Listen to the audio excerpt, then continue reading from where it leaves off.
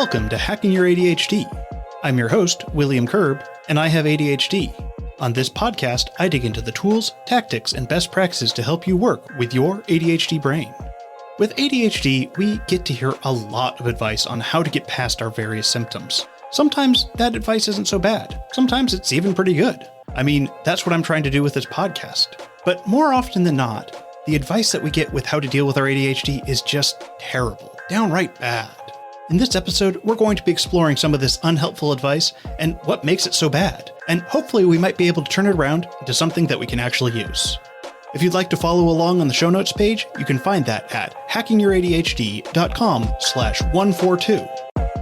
Today's podcast is brought to you by Athletic Greens. I started taking AG1 because I was looking for a way to better hit all my nutritional needs. Then it quickly became a staple of my morning routine. And that's been one of my favorite parts about using AG1, just how easy it is to use and how easily it fits into my life. With one scoop of AG1, I'm getting 75 high-quality vitamins, minerals, whole food source ingredients, probiotics, and adaptogens to help me start my day right. It's important to make sure that you're getting a variety of foods in your diet, but with ADHD, making sure that happens can be difficult. With AG1, you're giving yourself the nutritional insurance to make sure that your body is getting what it needs every day. AG1 helps me offload worrying about what I'm eating and helps me focus on the things that I actually need to focus on. Right now, it's the time to reclaim your health and arm your immune system with convenient daily nutrition. It's just one scoop in a cup of water every day. That's it. No need for a million different pills and supplements to look out for your health. To make it easy, Athletic Greens is going to give you a free 1-year supply of immune-supporting vitamin D and 5 free travel packs with your first purchase. All you have to do is visit athleticgreens.com/ADHD. Again, that is athleticgreens.com/ADHD to take ownership over your health and pick up the ultimate daily nutritional insurance. All right, keep on listening to find out some of the worst ways to manage your ADHD.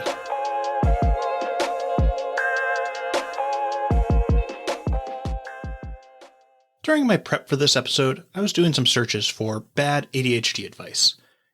Figuring out the things people were actually saying about how to help with ADHD that, weren't really working.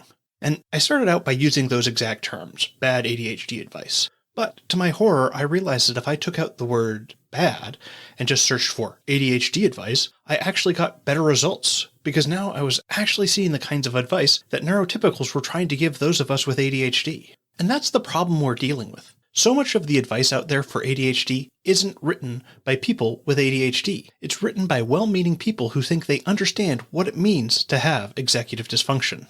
The way this kind of advice can come off also is going to be very dependent on the context that it's coming from. On this channel, I give a lot of advice that could come off as unhelpful if I wasn't also providing a lot of context on how we can still implement the advice with our ADHD brains.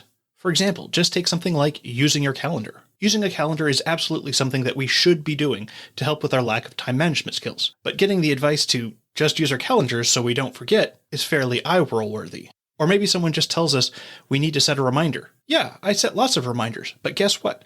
I still forgot the thing that I was supposed to do. And that's the key here. Not only is the context important, but it's also important that we're acknowledging the struggle that's involved with implementing the advice. We have to acknowledge that it's not as simple as just writing a to-do list.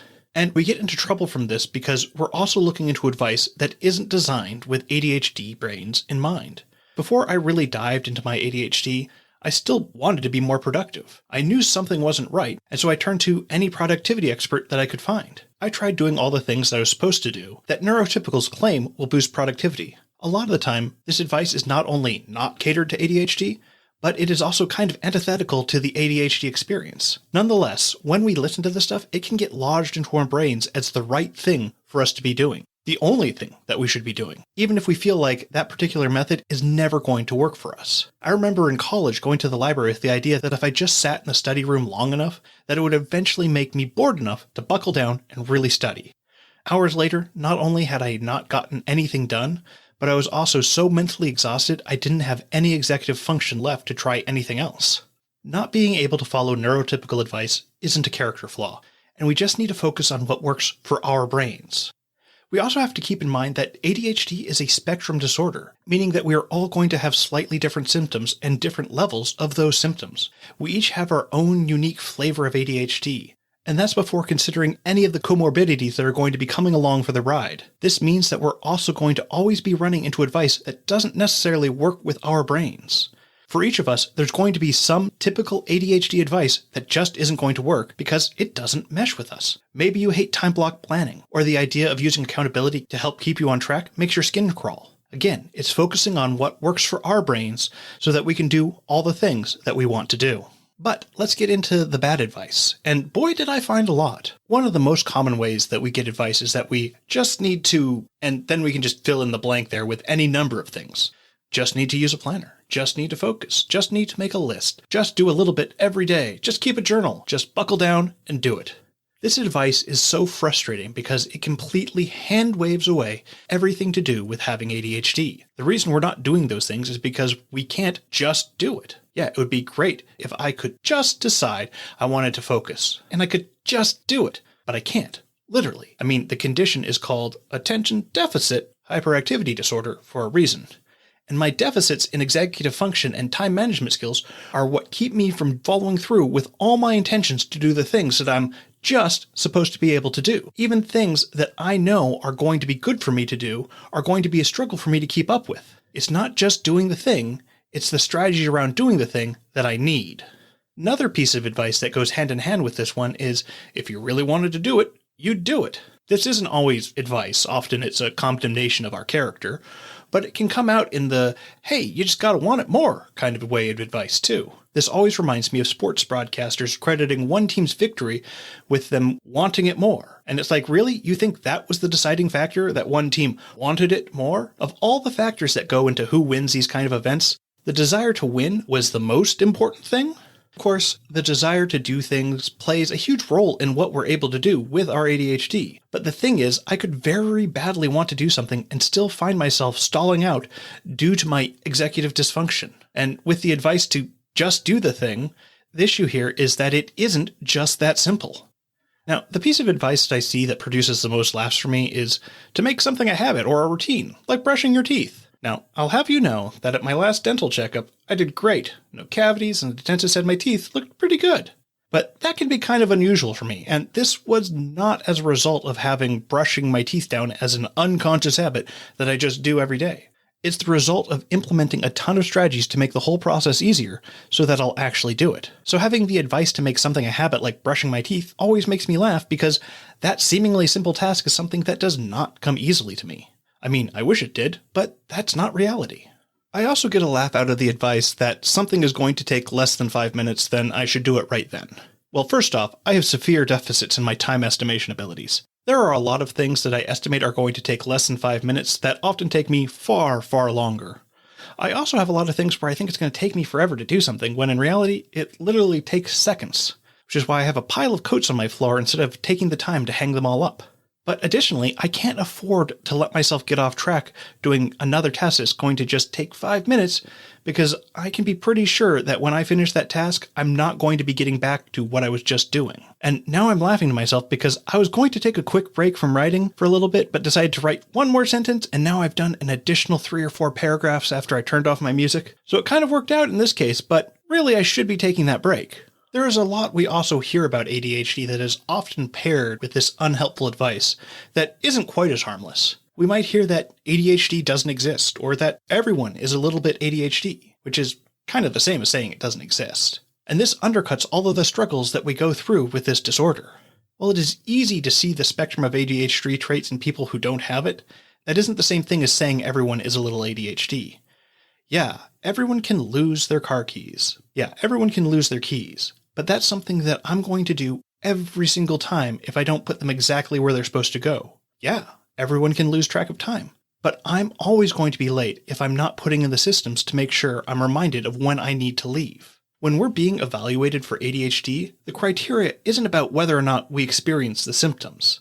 I mean, it is, but it's also if we experience those symptoms chronically, and if those symptoms impair our daily life. ADHD is a disability and it can be incredibly impairing for us. Sometimes it's easy for me to overlook how impairing my ADHD can be, but that's only because I'm on medication and because of the number of strategies that I've developed to help mitigate my ADHD. When I'm off my medication and not following my strategies, I'm a mess. And even with all that in place, I still have ADHD, and it can still be a struggle.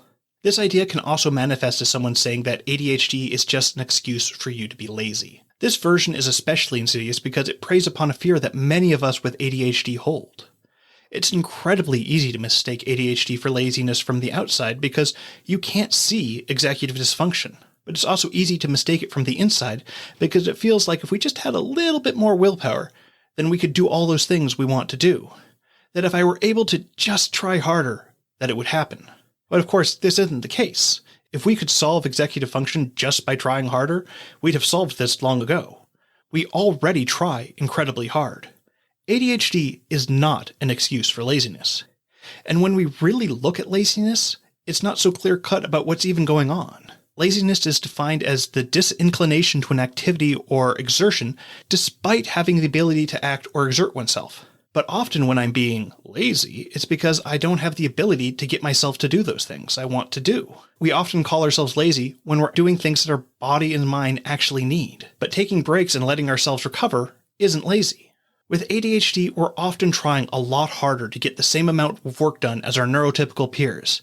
And that means we're also going to need more time to recover. And so we often label ourselves as lazy because we're not doing the things the neurotypical way. But we need that recovery, and we need to do things in ways that work with our ADHD.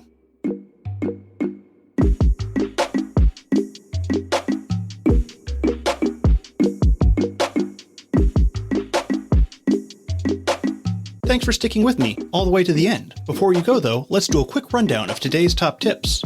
1. Much of the ADHD advice available is not written by people with ADHD and doesn't consider the context and struggles of individuals with executive dysfunction. ADHD is a spectrum disorder with varying symptoms and levels, and advice may not work for everyone. Individuals may have preferences or aversions to specific strategies or approaches based on their brain types, so it's important that we consider all of these aspects when giving and receiving advice. 2. Common ADHD advice of just do it, or if you really wanted to do it, you'd do it, oversimplifies the challenges of ADHD and doesn't take into account how the symptoms of ADHD are going to prevent you from following through on that advice. 3. ADHD is real and an impairing disorder. It's not an excuse and it's not laziness. ADHD symptoms are chronic and significantly impact daily life. Alright, that's it. Thanks for listening. I'd love to hear what you thought of this episode. Feel free to connect with me over at hackingYourADHD.com/contact. If you'd like links or to read this episode's transcript, you can go over to the show notes page at hackingYourADHD.com/142. If you'd like to support the show, the best way to do so is to tell someone about the show, especially if you think a particular episode would resonate with them. Just click the share button on a podcast player and send it to your bestie. Or consider supporting me on Patreon. Just go to hackingYourADHD.com/Patreon to find out more. And now for your moment of dad. I was thinking about trying to invent a thought-controlled air freshener, but my friend told me it was a dumb idea. But you know, if you think about it, it makes sense.